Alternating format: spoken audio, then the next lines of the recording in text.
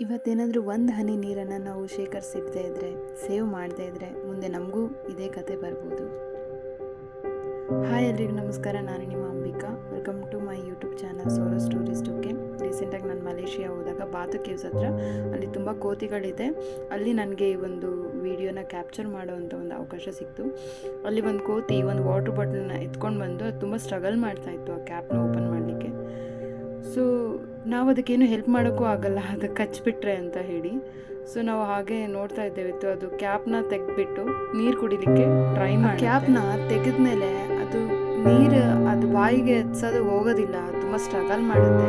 So ಇವತ್ತೇನಾದರೂ ನಾವು ಎತ್ತಿಚ್ಕೊಳ್ದೆ, ನಾವೇನಾದರೂ ಇವತ್ತಿಂದ ನಾವು ವಾಟರ್ನ ಸೇವ್ ಮಾಡದೇ ಇದ್ದರೆ ಮುಂದೆ ನಮಗೂ ಇದೇ ಗತಿ ಬರ್ಬೋದು. ಯಾಕಂದರೆ ನಮ್ಮ ಇಂಡಿಯಾದಲ್ಲಿ ಮಾತ್ರ ನಮಗೆ ಒಂದು ½ ಲೀಟರ್ಗೆ 10 ರೂಪಾಯಿ 20 ರೂಪಾಯಿಗೆ ನಮಗೆಲ್ಲ ನೀರು ಸಿಗ್ತಾ ಇದೆ. ಬಟ್ ಬೇರೆ ದೇಶದಲ್ಲಿ ಹೋದರೆ ನಿಮಗೆ ಆಲ್ಮೋಸ್ಟ್ 180 to 200 ರುಪೀಸ್ ಆಗುತ್ತೆ ಜಸ್ಟ್ ಅರ್ಧ ಲೀಟ್ರ್ ಬಾಟಲ್ಗೆ. ಸೊ ಇವತ್ತಿಂದ ನಾವೇನಾದರೂ ಸೇವ್ ಮಾಡಿದ್ರೆ ವಾಟರ್ನ ಮುಂದೆ ಆ ಗತಿ ಬರೋದಿಲ್ಲ. So save water, save lives. Thank you for watching.